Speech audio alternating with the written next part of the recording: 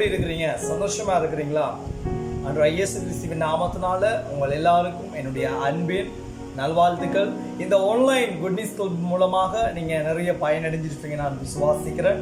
So இன்றைக்கு உங்களுக்கு நாங்கள் இது 15வது ஆன்லைன் குட் நியூஸ் கிளப்புடாக உங்களை நான் சந்திக்கிறேன். கர்த்தருடைய நாமம் ஒன்று மகிமைப்படட்டும். ஸோ இப்போ நாங்கள் ஒரு அழகான பிரேயரை கடந்து செல்வோமா? ஓகே, எல்லாரும் கண்களை மூடுவோம். 1 2 3. அன்பின் பரலோக தகப்பனே இயேசு சுவாமி, இந்த வேலைக்காய் உமக்கு நன்றி சொல்லுகிறோம். இந்த வேளையில் இயேசுப்பா, இந்த 15வது ஆன்லைன் குட் நியூஸ் கிளப் மூலமாக இந்த நற்செய்தி கலவு மூடாக ஆண்டவரே இந்த பிள்ளைகளோடு நீர் பேசிக் கொண்டிருக்கிறதுக்காய் ஸ்தோத்திரம். இந்த நிகழ்ச்சியை பார்த்து கொண்டிருக்கிற ஒவ்வொரு பிள்ளைகளையும் உடைய கருத்தில் ஒப்புக் கொடுக்கிறோம். இந்த நிகழ்வை செய்து கொண்டு இருக்கிற ஒவ்வொருத்தரையும் உடைய கருத்தில் ஒப்புக் கொடுக்கிறோம். எல்லாரையும் நீங்க ஆசீர்வதிங்க. எங்களுடைய நற்செய்தி கழகத்தை உடைய கருத்தில் ஒப்புக் கொடுக்கிறோம். ஆண்டவரே, மீதியாய் நடக்க போற ஒவ்வொரு காரியங்களையும் ஆண்டவரே ஆரம்பம் முதல் முடிவு வரைக்கும் நீர் சம்பூர்ணமாய் நடத்தும்படியாய் இயேசுவின் நாமத்தில் ஜெபம் கேட்டு நிற்கிறோம் எங்கள் ஜீவனுள்ள நல்ல பிதாவே. ஆமேன், ஆமேன், ஆமேன். Okay, good days. நாங்கள் ஒரு அழகான பிரேயர் செய்தோம். ஸோ இயேசப்பாவுடைய நாமம் மகிமைப்படும் என்று நான் விசுவாசிக்கிறேன். இப்போ நாங்கள் என்ன செய்ய போறோம்னு சொன்னா ஒரு அழகான அருமையான ஒரு பாடல் ஒன்று பார்க்க போறோம். ஓகேயா? கேட்போமா? 1 2 3 ஸ்டார்ட்.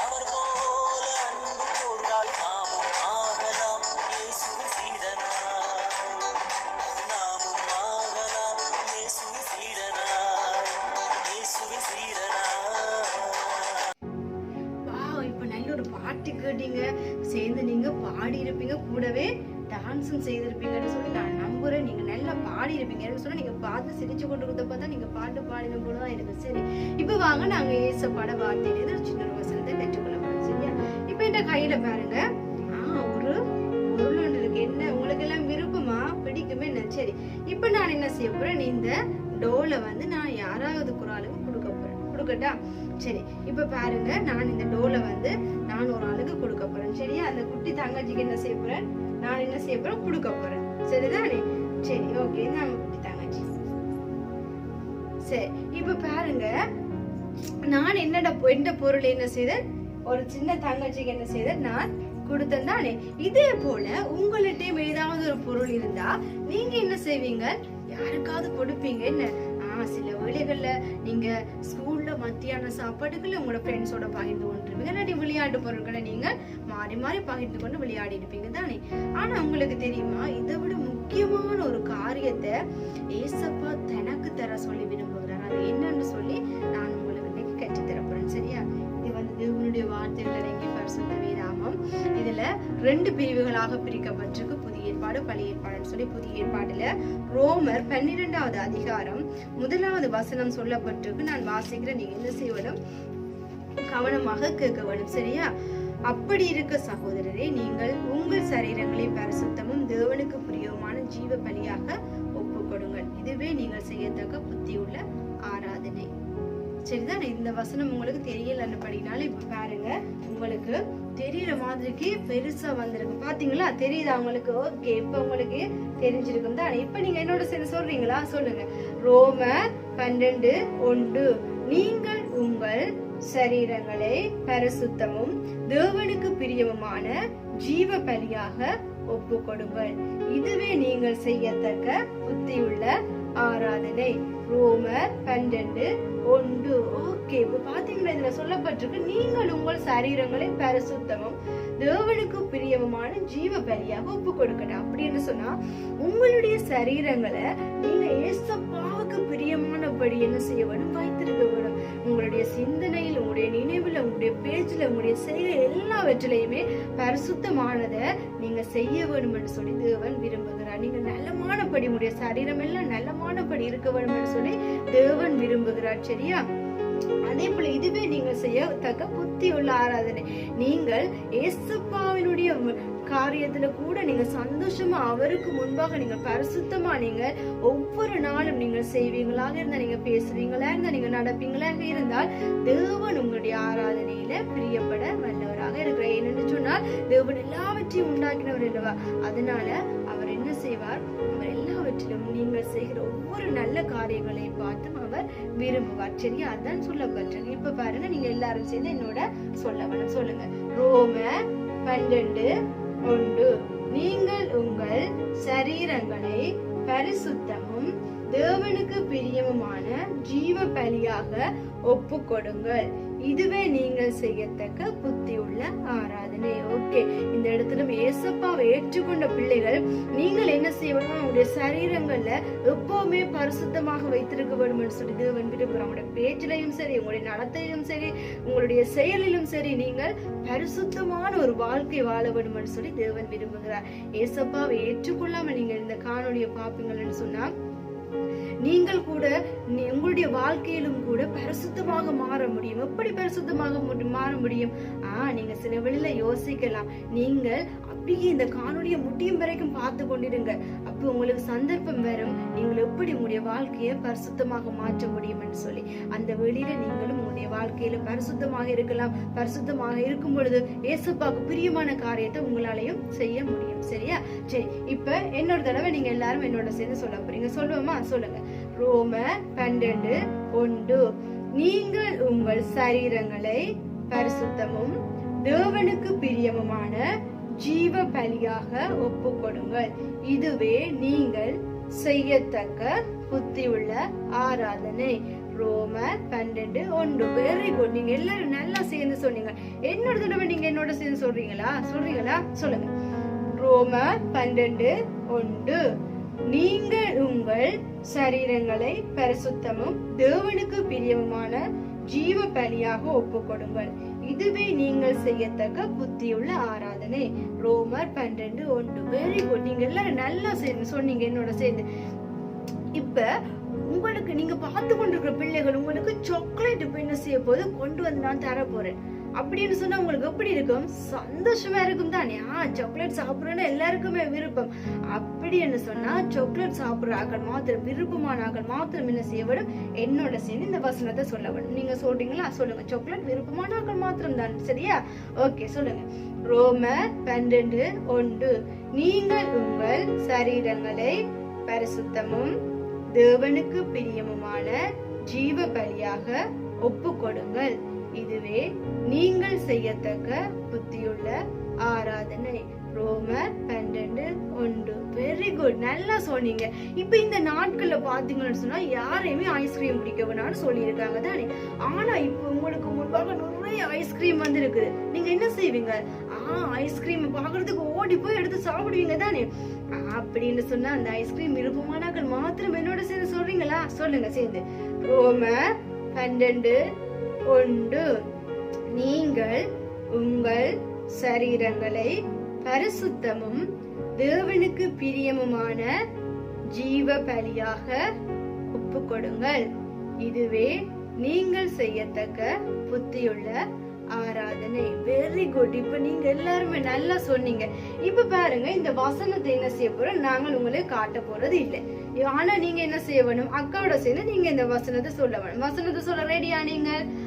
அப்படின்னு சொன்னா எஸ். ஓகே, ரெடியா நீங்க? ஓகே, இப்ப இந்த வசனத்தை நாங்க காட்ட மாட்டோம். நீங்க என்ன செய்ய வேணும், நீங்க சேர்ந்து சொல்ல போறீங்க. ரெடி தானே? சேர்ந்து சொல்லுங்க.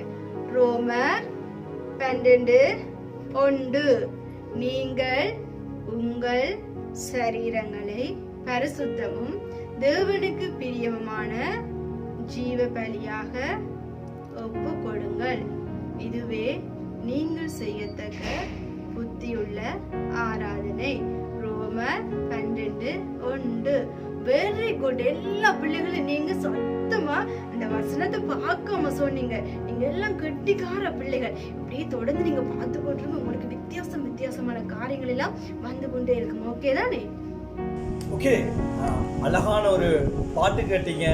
அதே மாதிரி அழகான ஒரு மெமரி வேர்ட்ஸ் கேட்டிருப்பீங்க. என்ன அருணாக்கா வந்து உங்களுக்கு ஒரு அழகான மெமரி வேர்ட்ஸ் சொல்லியிருப்பாங்க. அதுக்கு முதல் கிசோமியாக்கா வந்து ஒரு அழகான பாடல் ஒன்று செய்திருப்பாங்க. என்ன ஓகே, வெரி குட் பிள்ளைங்களா. நீங்க அழகான ஒரு பாட்டு, அழகான ஒரு மெமரி வேர்ட்ஸ் கேட்டிருப்பீங்க என்று சொல்லி நான் விசுவாசிக்கிறேன். இப்பொழுது நாங்கள் ஒரு முக்கியமான விடயத்துக்குள்ள வந்திருக்கிறோம். என்ன தெரியுமா? ஒரு அழகான சுவிசேஷ வேதாகம பாடத்துல உங்களுக்கு தெரியும், ஆரம்பத்துல ஏசப்பா வந்து மரியாள் கூட பேசுறாரு. ஒரு குமாரனை நீ பெற்றெடுப்பாய், அந்த குமாரனுக்கு இயேசு என்று பேரிடுவாயாக. இப்படி எல்லாம் நாங்க ஆரம்பத்துல இருந்து பார்த்திருப்போம். என்ன இன்னைக்கு நாங்க இந்த பாடத்தினுடைய கடைசி நேரத்துக்கு வந்திருக்கிறோம். இந்த பாடத்தினுடைய அதாவது இந்த இயேசுவினுடைய வாழ்க்கை வரலாற்றுல மிக ஒரு வித்தியாசமான ஒரு விஷயத்துக்குள்ள வந்திருக்கிறோம். ஏசப்பா என்ன செய்யறாருன்னு சொன்னா, தனக்கு ஒரு 12 சீசர்களை தயார்படுத்துகிறார். 12 சீசர்களை தயார்படுத்துகிறார். அதை குறித்து தான் நாங்க இன்னைக்கு பார்க்க போகிறோம். சோ அழகான ஒரு சுவிசேஷ வேதாகம பாடத்தோட எங்கள் மத்தியில மிலானியக்கா வந்திருக்கிறாங்க.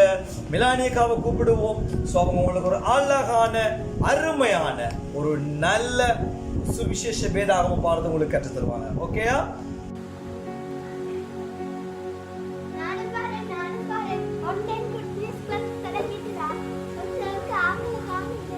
ஸ்வீட், நீங்க இன்னைக்கு எங்கட ஆன்லைன் குட் நியூஸ் கிளப்புக்கா வந்தீங்க?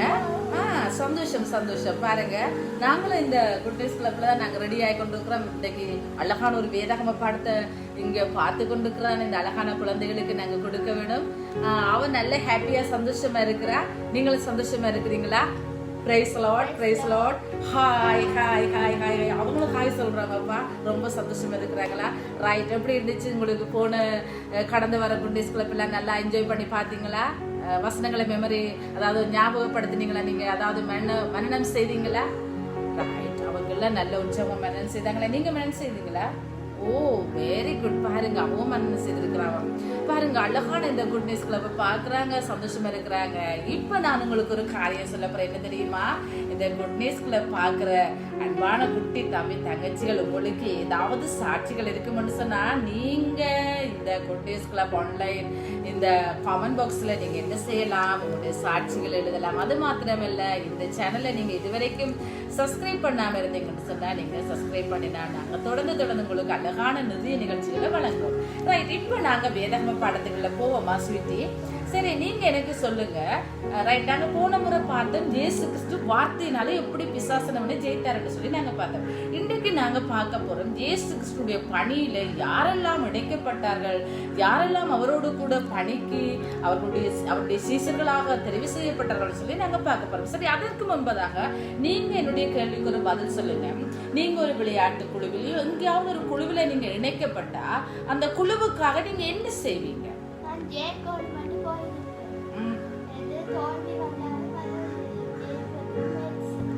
அந்த குழுவுக்காக நீங்க என்ன வேணும்னாலும் செய்வீங்க. உங்களோட வாழ்க்கையை நீங்க அர்ப்பணிச்சிடுவீங்க. பாருங்க, அவ ஒரு விளையாட்டு குழுவில இருப்பான்னு சொன்னா அந்த குழுவுக்காக அவ என்ன வேணும்னாலும் செய்வாங்க.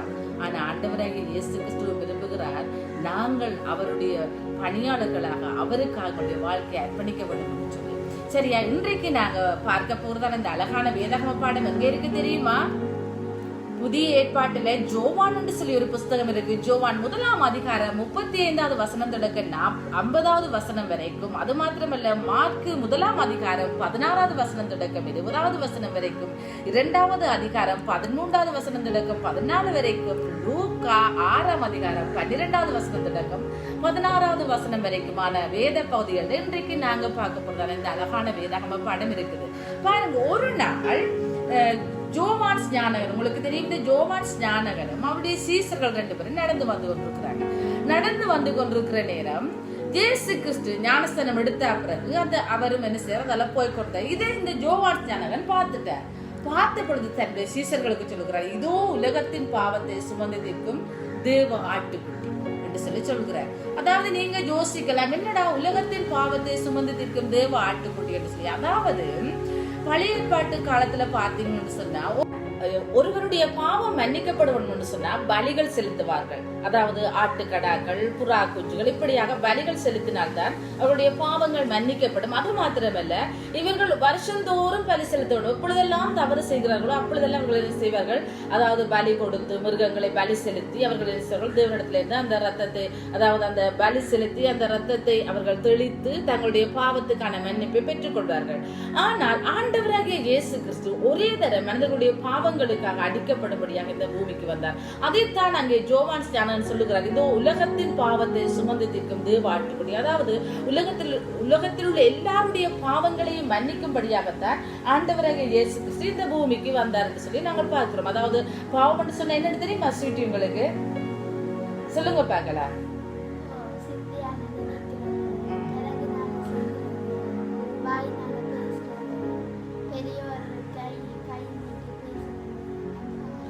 அவ சொல்றா, சிந்தியால நினைக்கிறது, வாய்களினால பேசுவது, இந்த கரங்களினால செய்கிறது எதுவுமே தேவனுக்கு பிரியமில்லாட்டிக்கு அது பாவம் என்று சொல்லி. அதாவது உங்களுக்கு தெரியும், பரிசுத்த வேதாகமத்துல ரோமர் என்று சொல்லி ஒரு புஸ்தகம் இருக்கு. ரோமர் 3ஆம் அதிகாரம் 23வது வசனம் எப்படியாக சொல்லுகிறது, எல்லோரும் பாவம் செய்து தேவ மகிமையற்றவர்களாகி, அதாவது நாங்கள் எல்லாருமே தவறு செய்திருக்கிறோம். அதாவது அந்த பாவத்துக்கு ஒரு தண்டனை இருக்கு. என்ன தெரியுமா, என்னையும் உங்களையும் இந்த உலகத்துல இருக்கிற எல்லாரையும் படைத்த தேவனை விட்டு பிரிக்குது. இந்த தண்டனையை நானும் நீங்களும் பெற்றுக்கொள்ளாம இருக்கிறதுக்காகத்தான் ஆண்டவராகிய இயேசு கிறிஸ்து இந்த பூமியிலே மனிதனாக வந்தார். இந்த காரியங்கள் நடைபெற்ற பிறகு சில காலங்களுக்கு பிறகு ஆண்டவராகிய இயேசு கிறிஸ்து எனக்காகவும் உங்களுக்காகவும் இந்த உலகத்தில் இருக்கிற எல்லா ஜனங்களுக்காகவும் அவர் முழு ரத்தத்தையும் சிந்தி அவர் மரித்தார். எங்களுக்காக இயேசு கிறிஸ்து மரித்து அடக்கம் பண்ணப்பட்டு 3ஆம் நாள் உயிர்த்தெழுந்தார். அவர் இன்றைக்கும் ஜீவிக்கிறார். அவர் தான் எல்லாவற்றையும் படைத்த தேவன். அழகான இந்த வானம், பூமி, கடல் என்னெல்லாம் பார்த்திருக்கிறீங்க ஸ்வீட்டி? சொல்லுங்க பார்க்கலாம். கடல்ல மீன் நண்டுகள் பார்த்திருக்காங்க. அந்த அவற்றை கூட தேவன் தான் படைச்சார். விசேஷமாக யாரை படைத்தார் தெரியுமா? மனிதர்களாகிய என்னையும் உங்களையும், இதை பார்த்து கொண்டிருக்கிற உங்களையும் கூட இந்த தேவன் தான் படைச்சவர். இவர் தான் எல்லாவற்றையும் சிருஷ்டித்த தேவன். என்னையும் உங்களையும் படைச்ச தேவன். என்னையும் உங்களை நிறைய அன்பு வச்சிருக்கிறார் இந்த தேவன். அதனால தான் என்ன செய்ய தெரியுமா, ஆண்டவராகிய இயேசு கிறிஸ்துவை இந்த பூமிக்கு அவர் அனுப்பினார். நானும் நீங்களும் செய்த பாவத்துக்காக ஆண்டவராகிய இயேசு கிறிஸ்து இந்த பூமியில ஒரே தரம் எங்களுக்காக அவர் மரித்தார். ஒரே தரம் அவர் எங்களுக்காக கல்வாரி சிலுவையிலே ரத்தம் சிந்தி மரித்து அடக்கம் பண்ணப்பட்டு உயிர்த்தெழுந்தார். அவர் செய்து முடிச்ச காரியத்தினாலே நானும் நீங்களும் ஸ்வீட்டியும் இந்த உலகத்தில் இருக்கிற எல்லாரும் பாவத்திலிருந்து விடுதலை பெற்றுக் கொள்றதுக்கான ஒரு வழியை அவர் உண்டாக்கி இருக்கிறார். பாருங்க, ஆண்டவராகிய இயேசு கிறிஸ்து ஒரே தரம் எங்களுக்காக அவர் சிலுவையிலே பலியானார். இனி யாரும் எங்களுக்காக மரிக்க வேண்டிய அவசியம் இல்லை. இனி எங்களுக்காக வேற எந்த விதமான ஒரு மிருகங்களும் பலி செலுத்தப்பட வேண்டிய அவசியம் இல்லை. ஏனென்று சொன்னால் இயேசு கிறிஸ்துடைய ரத்தத்தினாலே மாத்திரம் எங்களுக்கு ஒரு விடுதலையை பெற்றுக் கொள்கிறதற்கான ஒரு வழியை அவர் உண்டாக்கி இருக்கிறார். எனவே அவருடைய ரத்தத்தினாலே எப்பொழுதும் எங்களுக்கு அவரிடத்திலே இருந்து மன்னிப்பை பெற்றுக் கொள்ள முடியும். இந்த காரியங்களைத்தான் அவர் யோவான் ஸ்நானகன் மறைமுகமாக சொல்லுகிறார். அதாவது மறைமுகமாக என்று சொல்ல முடியாது, அவர் வெளிப்படையாக சொல்லுகிறார், இதோ உலகத்தின் பாவத்தை சுமந்து தீர்க்கும் தேவ ஆட்டுக்குட்டி என்று 2 சீசர்களுக்கு சொல்லுகிறார். அந்த சீசனுடைய பேர் என்னன்னு உங்களுக்கு தெரியுமா? நான் உங்களுக்கு சொல்லுகிறேன். அந்த சீசனுடைய பேர் என்னன்னு சொல்லி நாங்கள் வேதாகமத்துல பார்த்தோம் என்று சொன்னா, அதாவது பாருங்க, அந்திரேயாவும் ஜோவானும். இங்கு அந்திரேயாவுடைய பேர் குறிப்பிடப்பட்டிருக்கு, ஆனா ஜோவானுடைய பேர் அங்கே குறிப்பிடப்படவில்லை. ஆனால் மறைமுகமாக இருந்த அந்த பேர் குறிப்பிடப்படாதது சீசனுடைய பேர் ஜோவான். இந்த ஜோவான் வேற, யோவான் ஸ்நானகன் வேற. யோவான் ஸ்நானகன் தான் இயேசு கிறிஸ்துவை இவர்களுக்கு அறிமுகப்படுத்தினார். ஆனா கேட்டுக்கொண்டிருந்தது யாரு? அந்திரேயாவும் ஜோவானும். இவங்க என்ன செய்தாங்க தெரியுமா? இதை கேட்ட உடனே அவர்கள் அங்கே இருக்க விரும்பவில்லை. உடனடியாக அவர்கள் என்ன செய்வார்கள் தெரியுமா? இயேசு கிறிஸ்துவுக்கு பின் சென்றார்கள். இப்ப இயேசு கிறிஸ்துவுக்கு பின் சென்று கொண்டு இருக்கிற பொழுது அங்கே இயேசு கிறிஸ்து ஒரு 2 பேர் அவருக்கு பின்னாலே தொடர்ந்து வருகிற பொழுது அவருக்கு தெரிந்து அவர் பார்த்தாரு, எனக்கு பின்னாலே இவங்க 2 பேரும் பின்தொடர்ந்து கொண்டு வராங்கன்னு சொல்லி.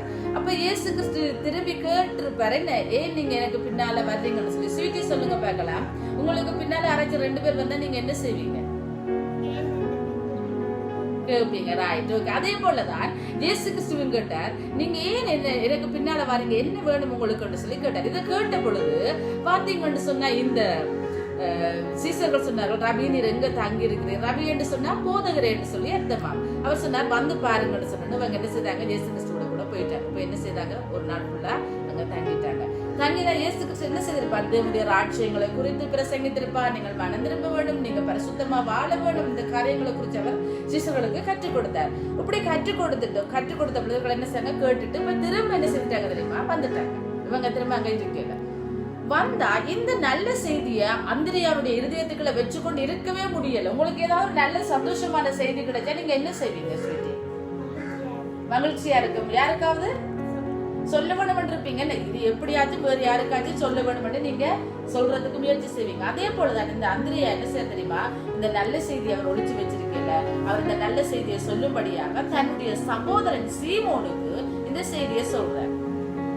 இந்த சீமோனுக்கு இந்த செய்தியை சொன்னபொழுது இந்த சீமோன் என்ன செய்ய தெரியுமா, நானும் இயேசு கிறிஸ்துவை பார்க்க வேண்டும் என்று சொல்லி இவர் என்ன செய்தார், தன்னுடைய சகோதரனோடு கூட வாரார். வந்த பொழுது இந்த சீமோனுக்கு ஆண்டவராகிய இயேசு கிறிஸ்து இன்னொரு பேரை வைத்தார். நீ சீமோனா இருக்கிறாய், ஆனா நீ பேதுரு என்று அழைக்கப்படுவார். பேதுரு என்று சொன்னால் அதாவது பர்வதம், பாறை என்று சொல்லி அர்த்தம். அதாவது இந்த பேரை மாற்றப்பட்டவனாக இயேசு கிறிஸ்துவனுடைய பேரை மாற்றினார். ஏன் தெரியுமா, இந்த பேதுருவை கொண்டு தேவன் பெரிய வேலைகளை செய்ய அவர் திட்டமிட்டிருந்தார். அதற்கு இந்த பேரெல்லாம் வச்ச பிறகு இந்த சீமோன் போது என்ன செய்ய தெரியுமா, அதுக்கு பிறகு அவர் தன் வழியை போயிட்டார்.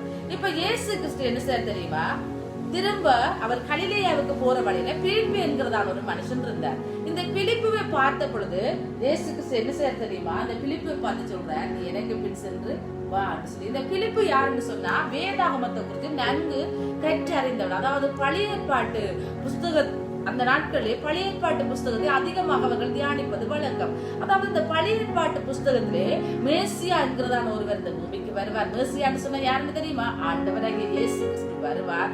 அவர் இந்த ஜனங்களை மீட்பார் என்று சொல்லி இவர்கள் அறிந்திருந்தார்கள். ஏன்னா பழைய ஏற்பாட்டு புஸ்தகத்துல நீங்க பாத்தீங்கன்னு சொன்னா இயேசு கிறிஸ்துடைய பிறப்பை குறிச்சு, அவர் எப்படி வருவார், எப்பொழுது வருவார் என்றெல்லாம் நிறைய காரியங்கள் தீர்க்கதரிசிகள் மூலமாக முன்னறிவிக்கப்பட்டது. இந்த காரியங்கள் இந்த பழைய ஏற்பாட்டு புஸ்தகத்திலே அநேக இடங்கள் இருந்தது. இந்த காரியங்களை குறித்து இந்த பிலிப்பு அறிந்திருந்தார். அதனால பிலிப்பு என்ன செய்தார், இயேசு கிறிஸ்துவை அவர் யார் என்று அறிந்து கொண்டார், உலக ரட்சகர் என்று சொல்லி அறிந்து கொண்டார். இப்ப இந்த பிலிப்புவுக்கும் இந்த காரியங்களை என்ன செய்ய முடியல, தன்னுடைய மனசுக்குள்ள வச்சு கொண்டிருக்க முடியல. அதனால பிலிப்பு என்ன செய்யறார் தெரியுமா, தன்னுடைய சொந்த இடமாகிய பெட்சாயிதா என்கிற ஒரு பட்டணத்துக்கு வரார். அந்த பட்டணத்துக்கு வந்த பொழுது ஒரு அத்தி மரம் இருந்துச்சு. அத்தி மரத்துக்கு கீழே ஒரு மனுஷன் இருந்தார். அவருடைய பேர் என்னன்னு தெரியுமா உங்களுக்கு? அவருடைய பேர் நாத்தான்வேல். இந்த நாத்தான்வேல பார்த்து இவர் சொல்றார், நாத்தான்வேலே உங்களுக்கு ஒரு விஷயம் தெரியுமா, அதாவது நான் ரட்சகரை கண்டேன், அதாவது மேசியாவை கண்டோம், அதாவது பழைய ஏற்பாட்டு தீர்க்கதரிசன நூல்கள் எழுதியிருந்த அந்த மேசியாவை நான் பார்த்தேன் அப்படி என்று சொல்லி இவர் நாத்தான்வேலுக்கு சொல்றார். இப்ப நாத்தான்வேல் சொல்றார், அதாவது இயேசு கிறிஸ்து வாழ்ந்த இடம் எது, அவர் பிறந்த இடம் தான். அவர் பெத்லகேமில பிறந்தார், ஆனா அவர் வாழ்ந்தது நாசரேத்தூர்ல. இப்ப இந்த நாத்தான்வேலுக்கு அதை நம்ப முடியல. அவர் கேட்கிறார், நாசரேத்துல இருந்து ஒரு நன்மை உண்டாக கூடுமா, எனக்கு இதை நம்ப முடியல என்று சொல்லி அவர் சொன்னார். அப்ப அவர் சொல்றாரு, இல்ல நீ வந்து பாரு, நாங்க போய் பார்க்கலாம் அப்படின்னு சொல்லிட்டு இந்த நாத்தான்வேலை இயேசு கிறிஸ்துவ கூட்டிட்டு வர்ற பொழுது இயேசு கிறிஸ்து இந்த நாத்தான்வேலை பார்த்துட்டு சொல்றார், இதோ கபடற்ற உத்தம இஸ்ரவேலன் என்று சொல்லி அவரை குறித்து சாட்சி கொடுக்கிறார். இப்ப இதை கேட்டோன்னு இந்த நாத்தான்வேலுக்கு ஒரு சந்தோஷம். எப்படி நீர் என்ன அறிவீர் என்று சொல்லி இவர் கேட்கிறார். இந்த நாத்தான்வேல் கேட்ட பொழுது இயேசு கிறிஸ்து சொல்றார், நீ அத்திமரத்துக்கு கீழே இருக்கேக்கே நான் ஒண்ணு அறிஞ்சிருக்கிறேன்னு சொன்னோட இப்ப இவருக்கு ஆச்சரியம். என்று சொன்னா இந்த அத்திமரத்துக்கு கீழே இருக்கேங்க தானே பிலிப்பு வந்து இயேசு கிறிஸ்துவ பற்றி சொல்றாரு. உடனே அவர் சொல்றாரு, ஆண்டவரே இயேசுவே நீர் தான் ஒரு தீர்க்கதரிசி என்று சொன்ன பொழுது இயேசு கிறிஸ்து சொன்னார், இதை விட மேலான காரியங்களை நீ காண்பாய் என்று சொல்லி அவர்களுக்கு சொன்னார். இப்ப சொல்லிட்டு என்ன செய்யற தெரியுமா, இயேசு கிறிஸ்து ஒரு நாள் இவர் என்ன செய்தார் தெரியுமா, ஒரு கடற்கரை ஓரமாக அவர் போய்கொண்டிருந்தார். அதாவது கலிலேயா கடல்ல அவர் கடற்கரை ஓரமாக போய்கொண்டிருக்கிற பொழுது இங்க பாத்தீங்கன்னு சொன்னா இந்த சீமோன் பேதுருவும் இந்த அந்திரேயாவும் மீன் பிடிச்சு கொண்டிருக்கிறாங்க. முதல்ல இயேசு கிறிஸ்துட்ட வந்தவங்க ஆனா போயிட்டாங்க, போய் மீன் பிடிக்கிறாங்க. இப்ப மீன் பிடிக்கிறேன்னு சொன்னா கடல்ல மீன் பிடிக்கிறோம்னு சொன்னா இப்படி இருக்கும், அப்ப சூப்பரா இருக்கும். என்ன கடல்ல மீன் பிடிக்க பார்க்க எங்களுக்கு ரொம்ப விருப்பமா இருக்கு. நீங்க எல்லாம் பார்த்துருக்கிறீங்களா? கடல்ல நிறைய மீன்கள் இருக்கும், அங்க வலைகளை போடுவார்கள், அங்கே போட்டு முதல் நாள் வைத்துட்டு அடுத்த நாள் விடிய பிறகு என்ன செய்வாங்க, மீன் எல்லாத்தையும் இழுத்து கொண்டு வருவாங்க. அதுல நிறைய லாபம் இருக்கும். அது ஒரு நல்ல ஒரு தொழில். பாத்தீங்கன்னு சொன்னா இந்த சீமோன் பேதுரும் அந்திரேயாவும் இந்த கடல்ல மீன் பிடிக்கிற தொழில ரொம்ப பெஸ்டானவங்களா இருந்தாங்க. இவங்களை போல இவங்க கடல்ல இருக்கிற ஒவ்வொரு அசைவையும் இவர்கள் நுணுக்கமாக கணிக்கக்கூடியவர்கள் இந்த சீமோன் பேதுருவும் இந்த அந்திரேயாவும். ஆனால் இவர்கள் என்ன செய்வது தெரியுமா? இயேசு கிறிஸ்துவே தங்களை அழைத்ததை விட்டு அவர்கள் போயிருந்தார்கள். இப்ப இயேசு கிறிஸ்து நீங்க முழுமையாக தன்னுடைய வாழ்க்கையை தனக்கு அர்ப்பணிக்கணும்னு சொல்லி அவர்களை கூப்பிட்டார். நீங்கள் என் பின்னே வாருங்கள் சொல்லி பாருங்க. இயேசு கிறிஸ்து விரும்பினார் இந்த சீமோன் பேதுருவும் இந்த அந்திரேயாவும் அவருக்கு முழுவதுமாக தங்களை அர்ப்பணித்து வர வேண்டும் என்று சொல்லி. அன்பான குட்டி பிள்ளைகளை, ஆண்டவராகிய இயேசு கிறிஸ்துவை ஏற்றுக்கொண்ட பிள்ளைகள் நீங்க இருக்கிறீங்க. சில வேளையில நீங்க உங்களுடைய வாழ்க்கையில முழுமையாக அவருக்கு அர்ப்பணிக்காம இருக்கலாம். சில வேளையில நீங்க என்ன செய்யலாம், உங்களுக்கு தேவனுடைய வார்த்தையை கேட்கிற பொழுது மாத்திரம் நீங்கள் காரியங்களை நீங்கள் சரி செய்து கொள்ள வேண்டும், நாங்கள் ஜெபிக்க வேண்டும், வேதம் வாசிக்கணும்னு சொல்லி நீங்க தீர்மானம் எடுப்பீங்க. பிறகு ஒரு சில நாட்களுக்கு பிறகு நீங்கள் அதை மறந்து என்ன செய்வீர்கள், நீங்கள் உங்களுடைய சொந்த அலுவல்களில் நீங்கள் ஈடுபடுவீர்கள். பாருங்க, சொந்த அலுவல்களில் ஈடுபடுவது தவறு அல்ல. ஆனால் நாங்கள் ஒரு தீர்மானம் பண்ணினால் நாங்கள் முழுவதுமாக ஆண்டவருடைய வார்த்தைகளை அர்ப்பணிக்க வேண்டும். சில வேளைகளை நீங்கள் நான் தவறு செய்ய மாட்டேன், நான் ஆண்டவருக்காக வாழ்வேன் என்று நீங்க தீர்மானித்திருக்கலாம். ஆனால் சில நாட்களுக்கு பிறகு நீங்கள் என்ன செய்யலாம், அந்த தவறுக்கு திரும்ப போகலாம். ஆனால் ஆண்டவராக இயேசு கிறிஸ்து விரும்புகிறார் நீங்க முழுவதுமாக உங்களை அர்ப்பணிக்க வேண்டும் என்று சொல்லி. இன்றைக்கு நீங்க ஒரு வேதாகம வசனம் ஒன்று கற்றுக்கொண்டீங்க. அதாவது ரோமர் 12வது அதிகாரம் 1வது வசனம், அதாவது நீங்கள் உங்களுடைய சரீரங்களை தேவனுக்கு பிரியமான ஜீவ பலியாக ஒப்பு கொடுக்க வேண்டும். அதாவது உங்களுடைய வாய்கள், உங்களுடைய கரங்கள், உங்களுடைய சரீர அவயங்கள் முழுவதும் தேவனை மகிமைப்படுத்த வேண்டும். நான் பரிசுத்தமாக வாழ்கிறேன், என்னுடைய வார்த்தையின்படி வாழ்கிறேன் என்று சொல்லிவிட்டு உங்களுடைய கரங்கள் தவறான காரியங்கள் செய்யுமானால், உங்களுடைய வாய்கள் கெட்ட வார்த்தைகளை பேசுமானால், நீங்கள் தவறான இடங்களுக்கு செல்வீர்களானால் நாங்கள் தேவனை துக்கப்படுத்துவர்களாக இருப்போம். எனவே எங்களுடைய முழு சரீரத்தினாலும் நாங்கள் தேவனுக்கு பிரியமான ஆராதனை செய்ய வேண்டும். நாங்கள் எங்களை முழுவதுமாக தேவனுக்கு அர்ப்பணிக்க வேண்டும் என்று சொல்லி தேவன் விரும்புகிறார். பாருங்க, அன்றைக்கு இந்த பேதுருவும் அந்திரேயாவும் அவர்கள் பின்வாங்கி போயிருந்தார்கள். அதாவது தேவனை விட்டு போயிட்டாங்க. ஆனா இயேசு கிறிஸ்து மறுபடியும் அவர்களை அழைத்து ஒரு சந்தர்ப்பத்தை கொடுத்தார். இயேசு கிறிஸ்துவை பின்தொடரும்படியாக உடனே அவர்கள் தங்களுடைய மீன் பிடித்து கொடுத்த வலைகளை போட்டு விட்டு தங்களுடைய போட் எல்லாத்தையும் விட்டுட்டு என்ன செஞ்சாங்க, இயேசு கிறிஸ்துவுக்கு பின்பாக வந்து விட்டார்கள். இப்படி வருகிற பொழுது சற்று அப்புறம் பாத்தீங்கன்னு சொன்னா செபதேயுவின் குமாரராகிய ஜாக்கோபின் யோவானும் என்ன செய்தாங்க தெரியுமா, கடல்ல மீன் பிடித்து அந்த வலைகளை பழுது பார்த்து கொண்டு இருந்தாங்க போட்டில இருந்தபடி. இப்ப எப்பவுமே கடல்ல தொழில் செய்யறவங்களை கேட்டா தெரியும், ஒருக்கா மீன் பிடிச்ச அப்புறம் அடுத்த நாள் பழுது பார்ப்பாங்க. எங்கேயாவது மீன் கடிச்சு ஓட்டப்பட்டிருக்கிறா, வலை கிழிஞ்சிருக்கிறான்னு சொல்லி அதை பழுது பார்த்து கட்டுவார்கள். இப்படியான வேலைகளை அவர்கள் பழுது பார்த்து கட்டி கொண்டிருக்கிற பொழுது இயேசு கிறிஸ்து அவர்களை பார்த்து சொல்கிறார், நீங்களும் என்னை பின்பற்றி வாருங்கள் என்று சொன்ன பொழுது என்ன செய்தார்கள் தெரியுமா, அவர்கள் இயேசு கிறிஸ்துவை பின்பற்றி வந்தார்கள். எல்லாத்தையும் விட்டுட்டு வந்தாங்க. அதாவது அவங்களோட போட்டு, அந்த போட் அதுல வேலை செய்தார்கள், அவங்களுடைய அப்பா எல்லாத்தையுமே விட்டுட்டு இயேசு கிறிஸ்துவை பின்பற்றி வந்தார்கள். ஏன் அவர்கள் எல்லாவற்றையும் விட்டு இயேசு கிறிஸ்துவை பின்பற்றி வர வேண்டும் சொல்லி நீங்க யோசிக்கலாம். அவர்கள் நல்ல தொழில் தானே, அதுல நிறைய லாபம் கிடைக்கும், அதுக்கும் அந்த மேன்மையான ஒரு நல்ல ஒரு தொழிலை விட்டுட்டு அவங்க வந்து அவங்க கஷ்டப்படுவாங்களே இப்படி சொல்லி நீங்க யோசிக்கலாம். ஆனா அவர்கள் இயேசு கிறிஸ்துவுக்காக எல்லாவற்றையும் விட்டு விட அவர்கள் ஆயத்தமா இருந்தார்கள். பாருங்க, நாங்க இப்ப பார்த்தோம் முக்கியமான 6 சீசர்களை குறித்து நாங்க பார்த்தோம். யாராருன்னு சொல்லி பார்ப்போமா? சீமோன் பேதுரு, அதாவது சீமோன் பேதுரு, அந்திரேயா, ஜாக்கோபு, ஜோவான், பிலிப்பு, நாத்தான்வேல், இந்த 6 சீசர்களையும் இயேசு கிறிஸ்து அழைத்தார். இன்னும் ஒரு சீசனை இயேசு கிறிஸ்து அழைத்தார். எங்க தெரியுமா? அதாவது மத்தேயு என்கிறதான ஒரு சீசன், வரி வசூலிக்கிறவர். இந்த வரி வசூலிக்கிறன்னு சொன்னா ஜனங்களுக்கு பிடிக்காது. ஏன் தெரியுமா? இவர்கள் எப்பவுமே ஜனங்களை ஏமாற்றுகிற ஒரு வேலைதான் இவர்களுக்குள்ள இருந்தது. அதாவது எப்படி என்று சொன்னா, ஏமாற்றுகிற ஒரு வேலையை தங்களுக்குரிய வரியவர்கள் கொஞ்சம் இருந்துச்சுன்னு சொன்னா நிறைய வாங்கி இவர்களே பணக்காரர் ஆவார்கள். அதாவது ஜனங்களை ஏமாற்றி வாழ்கிறதா அவருடைய வேலையாக இருந்தது. இப்படியாக இருந்த பொழுது இந்த மத்தேயுவை பார்த்து இயேசுக்கு சொல்றாரு, நீ எல்லாத்தையும் விட்டுட்டு என்னை பின்பற்றி வாழ்னு சொல்லி. இப்ப மத்தேயு கூட யோசிச்சிருக்கலாம், இயேசு கிறிஸ்துவோட கூட இருந்தா எனக்கு எதுவுமே கிடைக்காது, நான் ஒரு பெரிய வேலை செய்கிறேனே, ஜனங்கள்ட்ட நிறைய காசு வேண்டலாம், நான் நிறைய எடுக்கலாம்னு சொல்லி யோசிச்சிருக்கலாம். ஆனால் அவன் தன்னுடைய தவறையும் அந்த இடத்துல விட்டு தான் மனம் திரும்பி என்ன தெரியுமா, இயேசு கிறிஸ்துவுக்கு பணி செய்யும்படியாக இந்த மத்தேயு எல்லாவற்றையும் விட்டு வந்ததை நாங்கள் காணக்கூடியதாக இருக்கிறது. பாருங்க, இயேசு கிறிஸ்து ஒவ்வொருவரையும் அழைத்தார். அழைத்து விட்டு ஒரு நாள் என்ன செய்ய தெரியுமா, ஒரு நாள் இரவு முழுக்க இந்த சீசுகளை தெரிவு செய்வதற்காக ஆண்டவராகிய பிதாவை நோக்கி ஜெபித்தார்.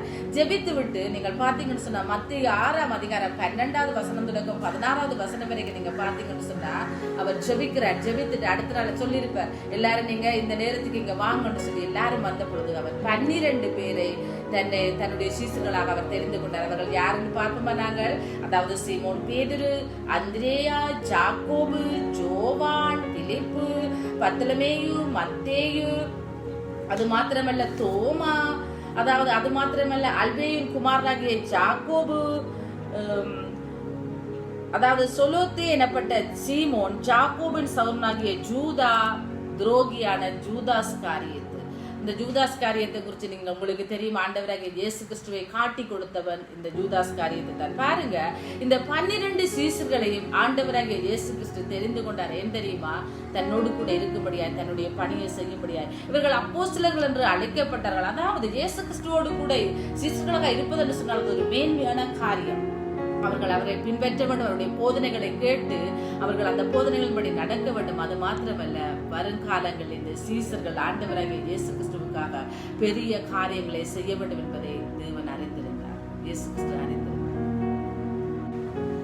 இப்ப பாத்தீங்கன்னு சொன்னா சீசர்கள் என்று சொன்னால் எப்பவுமே இயேசு கிறிஸ்துவை பின்பற்றக்கூடியவர்கள், அவர் என்ன சொல்லுகிறாரோ அதன்படி செய்யக்கூடியவர்கள். இந்த சீசர்களை கொண்டு தேவன் பெரிய காரியங்களை செய்தார். பாருங்க அன்பான குட்டி பிள்ளைகளே, ஆண்டவராகிய இயேசு கிறிஸ்து தன்னுடைய சீசுகளை தெரிந்தெடுக்க பிதாவை நோக்கி ஜெபித்தார். அது மாத்திரமல்ல, இவர்கள் ஆண்டவராகிய இயேசு கிறிஸ்துவை பின்பற்றுகிறவர்களாகவும் அவரை போல தங்களுடைய வாழ்க்கையை வாழ்வதற்காக முழுமையாக தங்களை அர்ப்பணித்தார்கள். இதை பார்த்து கொண்டிருக்கிறதான அன்பான குட்டி பிள்ளைகளே, நீங்களும் ஆண்டவராகிய இயேசு கிறிஸ்துவின் சீசுகளாக விரும்பினால் அவரை போல வாழ நாங்கள் எங்களை அர்ப்பணிக்க வேண்டும். அதாவது இன்றைக்கு நீங்க படிச்ச வேதாகம வசனம், அதாவது ரோமர் 12வது அதிகாரம் 1வது வசனம், சரீரங்களை தேவனுக்கு பிரியமான ஜீவ பலியாக ஒப்புக் கொடுக்க வேண்டும். அதாவது நாங்கள் புத்தி உள்ள ஆராதனை செய்ய வேண்டும் என்று சொன்னால் நாங்கள் எங்களை முழுவதுமாக அவருக்கு நாங்கள் அர்ப்பணிக்க வேண்டும். எங்களுடைய வாழ்க்கையினாலே நாங்கள் எந்த விதத்திலேயும் ஆண்டவராகிய இயேசு கிறிஸ்துவை துக்கப்படுத்தக்கூடாது.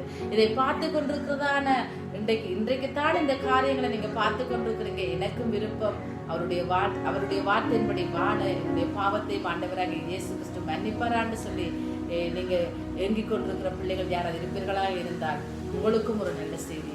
ஜோவான் 1வது அதிகாரம் 12வது வசனம் இப்படியாக சொல்லுகிறது, அவருடைய நாமத்தின் மேல் விசுவாசம் உள்ளவர்களாய் அவரை ஏற்றுக்கொண்டவர்கள் எத்தனை பேர்களோ அத்தனை பேர்களும் தேவனுடைய பிள்ளைகளாக உடையவர்களுக்கு அதிகாரம் கொடுத்தார். நீங்கள் அவருடைய பிள்ளையாக மாற வேண்டும் என்று சொன்னால் முதலாவது நீங்க ஒரு பாவி என்றதை ஒத்துக்கொள்ள வேணும்.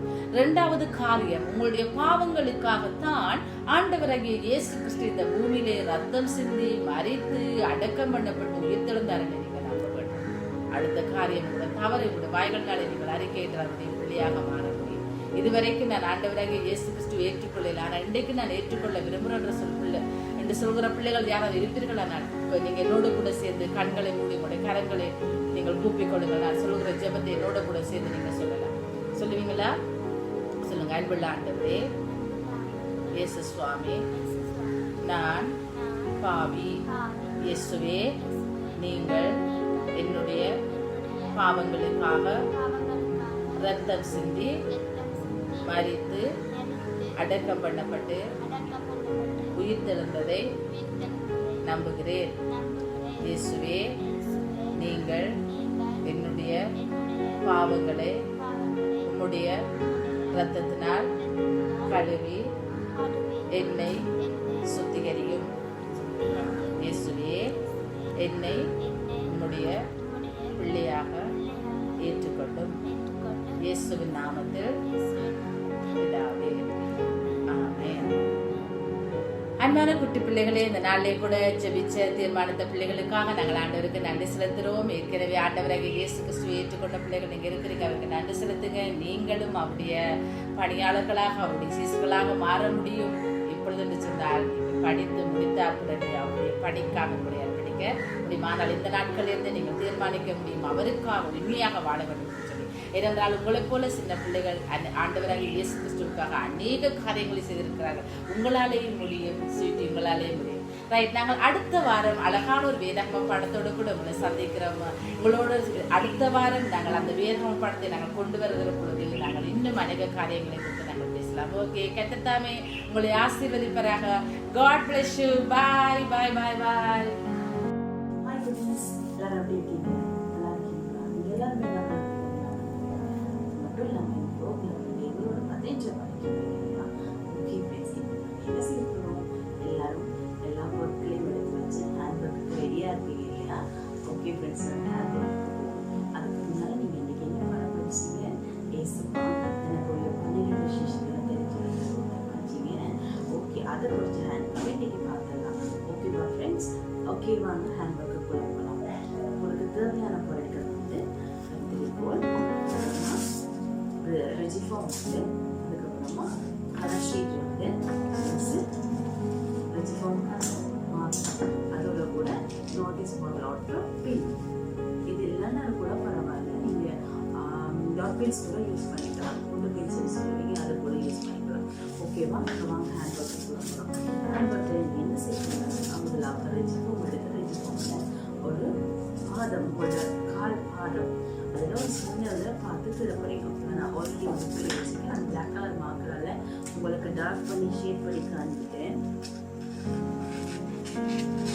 ஓகே ஃப்ரெண்ட்ஸ், இப்படி பாருங்கள்.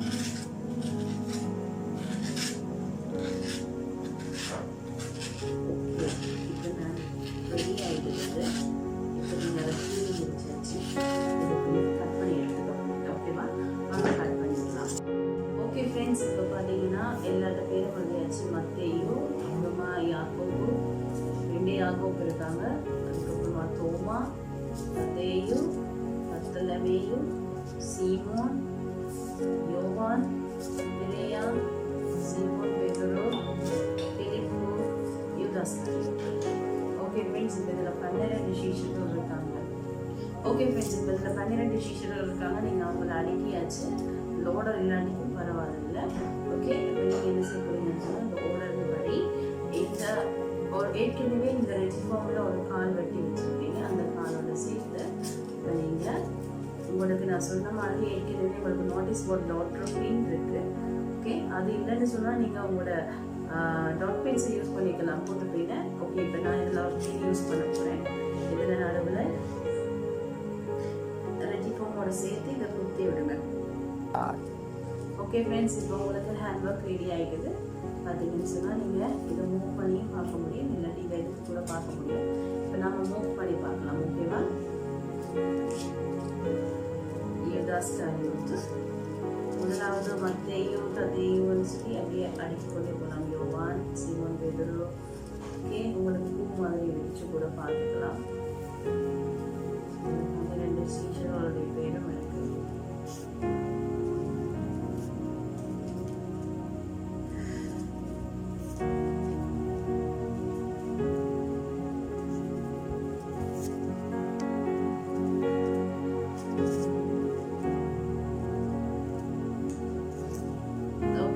ரெடி ஆகிடுது. இன்னைக்கு ஹேண்ட் ஒர்க் உங்களுக்கு படிச்சிருக்கணும்னு நினைக்கிறேன். இன்னொரு ஹேண்ட் ஒர்க்கில் நான் உங்களை சந்திக்கிறேன் ஃப்ரெண்ட்ஸ். ஓகே ஃப்ரெண்ட்ஸ், நீங்கள் எல்லாருமே ஹேண்ட் ஒர்க்கை ரொம்ப நல்லா என்ஜாய் பண்ணியிருப்பீங்க. இன்னொரு நாளைக்கு நான் இன்னொரு ஹேண்ட் ஒர்க்கோட உங்களுக்கு கண்டிப்பாக சந்திக்கிறேன். அதுக்கு முன்னால் நீங்கள் இந்த வீடியோ பார்த்துட்டு இருப்பீங்கன்னு சொன்னால், உங்களுக்கு இந்த வீடியோ ரொம்ப பிடிச்சிருக்குன்னு சொன்னால் லைக் பண்ணுங்கள். அதுக்கப்புறமா ஏதாவது உங்களுக்கு தேவைப்பட்டால் கமெண்ட் பாக்ஸில் போடுங்க. இது மட்டும் இல்லாமல் இது உங்களோட ஃப்ரெண்ட்ஸும் நீங்கள் பார்க்கணுன்னு ஆசைப்பட்டீங்கன்னு சொன்னால் நீங்கள் அவங்களுக்கு ஷேர் பண்ணுங்கள். அது மட்டும் இல்லாமல் மறக்காமல் கண்டிப்பாக சப்ஸ்கிரைப் பண்ணோட பெல் ஐக்கனையும் ப்ரெஸ் பண்ணிடுங்க. ஓகே ஃப்ரெண்ட்ஸ், இன்னொரு நாளைக்கு நான் உங்களை சந்திக்கிறேன். Bye and God bless you. Hi குட்டீஸ், எப்படி நல்லா இருந்துச்சா ஸ்டோரி? எஸ், எனக்கு ரொம்ப பிடிச்சிருந்துச்சு ஸ்டோரி. இப்போ அந்த ஸ்டோரி கூடாக உங்களுடைய வாழ்க்கையில் நீங்கள் பெரிய ஒரு மாற்றத்தை கண்டிருப்பீங்க என்ன? ரைட். அதே மாதிரி அக்கா ஒரு அழகான ஹேண்ட்ஒர்க் சொல்லி தந்தாங்களா உங்களுக்கு? ரைட். அந்த ஸ்டோரி கூட அவங்களோட வாழ்க்கை எப்படி இருந்துச்சு, அதே போல அந்த ஸ்டோரியில நடந்த சம்பவம் போலவே இந்த அக்கா ஒரு அழகான ஹேண்ட்ஒர்க்கை செய்திருக்கிறாங்க. என்ன நீங்க பார்த்திருப்பீங்கன்னு நினைக்கிறேன். அந்த ஸ்டோரியில எப்படி இருந்துச்சோ அதே போலதான் இந்த ஹேண்ட்ஒர்க், அதே போலதான் இந்த ஹேண்ட்ஒர்க் கைவேலை அழகா இருந்துச்சு. என்ன சீசருடைய பாதம் மாதிரி செய்து அந்த அக்கா என்ன செய்திருக்கிறாங்க, அழகான விடயங்களை சொல்லி தந்திருக்கிறாங்க. ஓகே, நீங்க இன்றைக்கு எங்களுக்கு அழகான விடயங்களை நீங்க பார்த்தீங்கன்னா ரைட், சந்தோஷம் பிள்ளைகள். இன்னைக்கு உங்களுக்கு அண்ணா ஒரு வித்தியாசமான ஒரு காரியத்தை செய்ய போகிறேன். இது இப்ப இப்ப நாங்கள் நிறைய இடத்துல செய்து கொண்டு வருகிறோம். இதை இப்ப உங்கள் மத்தியிலே நாங்கள் செய்ய போகிறோம். இந்த ஆன்லைன் குட் நியூஸ் கிளப் பார்த்து கொண்டு இருக்கிற அன்பு தம்பி தங்கச்சி, இன்றைக்கு உங்களுக்கு நாங்க என்ன செய்ய போறோம்னு சொன்னா, ஒரு அழகான ஒரு அருமையான ஒரு 5 கேள்வி தர போறோம். எத்தனை கேள்வி தர போறோம்? 5 கேள்வி. ஆஹா, கேள்வியா என்ன அப்படி சொல்லியது. ஓகே, எங்களுடைய ஆன்லைன் குட் நியூஸ் கிளப்ல வந்து நீங்க என்னென்ன கற்றுக்கொண்டீங்கன்றதை குறிச்சதான ஒரு 5 கேள்வி நாங்க தயார்படுத்தி இருக்கிறோம். இந்த 5 கேள்விக்கும் நீங்க என்ன செய்ய போறீங்கன்னு சொன்னா, உடனடியாக எங்களுக்கு ஒரு மெசேஜ் பண்ண போறீங்க. அதாவது வந்து இந்த யூடியூப் சேனல்ல நீங்க என்ன பண்ண போறீங்கன்னு சொன்னா, நாங்கள் அந்த கேட்ட கேள்விக்கு சரியான பதில எழுத போறீங்க. சோ கவனிச்சு கொள்ளுங்க. இது வந்து 16 வயதுக்குட்பட்ட சிறுவர்கள் மட்டும்தான் நீங்க போடலாம். என்ன செய்ய போறீங்கன்னு சொன்னால், முன்னுக்கு நீங்க பாக்கக்குள்ள எங்களுடைய ப்ரோக்ராம் தொடங்கக்குள்ள எங்களுடைய லோகோட தொடங்கி கீழே பாருங்க செலக்ஷன் அப்படி என்ற ஒரு இமெயில் இருக்கு. அந்த இமெயிலுக்கு என்ன பண்ண போறீங்கன்னு சொன்னால், நீங்கள் உங்களுடைய பதிலை அனுப்ப வேண்டும். சோ நீங்க உங்களோட அம்மாட்ட சொல்லியோ அப்பாட்ட சொல்லியோ உங்களுடைய பெயர், அட்ரஸ், அதே போல அந்த கேள்விக்கான பதில் இவ்வளவு நீங்க என்ன செய்ய போறீங்கன்னு சொன்னா அனுப்ப போறீங்க. சரியான விட ஃபர்ஸ்ட், செகண்ட், தேர்ட் யாருன்னு பார்த்து அவங்களுக்கு நாங்க என்ன செய்ய போறோம்னு சொன்னா ஒரு அழகான பிரைஸ் ஒன்று நாங்க அனுப்ப போகிறோம். நீங்க ஆயத்தமா இருக்கிறீங்களா? கேள்வி கேட்கறதுக்கு ஆயத்தமா இருக்கிறீங்களா? ஓகே, கேள்வியை ஸ்டார்ட் பண்ணுவோமா? 1 2 3 ஸ்டார்ட். ஃபர்ஸ்ட் கேள்வி, நீங்கள் முதலாவது, அதாவது வந்து இயேசு கிறிஸ்துவினுடைய வாழ்க்கை வரலாற்றில் முதலாவது கற்றுக்கொண்ட மனப்பாட வசனம் என்ன? நல்லா கவனிங்க. முதலாவது கேள்வி, நீங்கள் கற்றுக்கொண்ட இயேசுனுடைய வாழ்க்கை வரலாற்றில் நீங்கள் கற்றுக்கொண்ட முதலாவது பாடத்தினுடைய மனன வசனம் என்ன? ஓகேயா? இது முதலாவது கேள்வி. இரண்டாவது கேள்வி, எமது ஆன்லைன் நற்செய்தி கழகம் மூலம், குட் நியூஸ் கிளப் மூலம் இரண்டாவது குட் நியூஸ் கிளப்ல நீங்கள் கற்றுக்கொண்ட வேத மனப்பாட வசனம் என்ன? மூன்றாவது கேள்வி பார்ப்போமா? மூன்றாவது கேள்விக்கு ஆயத்தமா இருக்கிறீங்களா? ஓகே, இந்த ஆன்லைன் குட் நியூஸ் கிளப்ல முதலாவது ஆரம்பித்த ஆன்லைன் குட் நியூஸ் கிளப்ல உங்களுக்கு கொடுக்கப்பட்ட சுவிசேஷ வேதாகம பாடத்தினுடைய கதை என்ன? என்ன சொன்னேன்? முதலாவது நற்செய்தி கழகத்துல, அதாவது ஆன்லைன் குட் நியூஸ் கிளப் மூலமா நீங்க கற்றுக்கொண்ட முதலாவது குட் நியூஸ் கிளப்ல நீங்கள் கற்றுக்கொண்ட சுவிசேஷ வேதாகம பாடம், அதாவது ஸ்டோரி என்ன என்கிறதை நீங்கள் என்ன செய்ய வேண்டும்? அதை கெடிங்கையோ அல்லது யாரை குறித்து நாங்க கதைச்சோம் என்றதையோ நீங்க என்ன செய்யலாம்? எங்களுடைய மெயிலுக்கு அனுப்பலாம். சோ நான் மெயில் செக் பண்ணுவேன், யாரு ஃபர்ஸ்டா அனுப்பியிருக்கிறாங்கன்னு பார்ப்பேன். ஓகேவா? ரைட். நீங்க ஃபர்ஸ்டா யார் அனுப்புறீங்களோ அவங்க ஃபர்ஸ்ட், செகண்ட், தேர்ட்ன்றதை பார்ப்போம். 10 பேருக்கு ஆறுதல் பரிசு இருக்கிறது. சரியா? ஆறுதல் பரிசு இருக்கிறது. ஓகே, அண்ணா இப்ப 3 கேள்வி சொல்லிட்டேன். நான்காவது கேள்வி, எமது ஆன்லைன் குட் நியூஸ் கிளப்ல உங்களுக்கு என்ன செய்திருப்பாங்க? 5வது குட் நியூஸ் கிளப்ல ஒரு அழகான பாடல் சொல்லி தந்திருப்பாங்க. என்ன சொன்ன? அழகான பாடல். ஓகே, அந்த பாடல் என்ன என்பதை நீங்க என்ன செய்ய வேண்டும் என்று சொன்னால், எனக்கு நீங்க என்ன பண்ண வேண்டும்? என்னுடைய மெயிலுக்கு அனுப்ப வேண்டும் அந்த பாடல் என்ன என்று சொல்லி. ஓகேவா? ரைட். இப்பொழுது எத்தனாவது கேள்வி? 5வது கேள்வி. 5வது கேள்வி என்ன தெரியுமா பிள்ளைகள்? உங்களுக்கு தெரியுமா?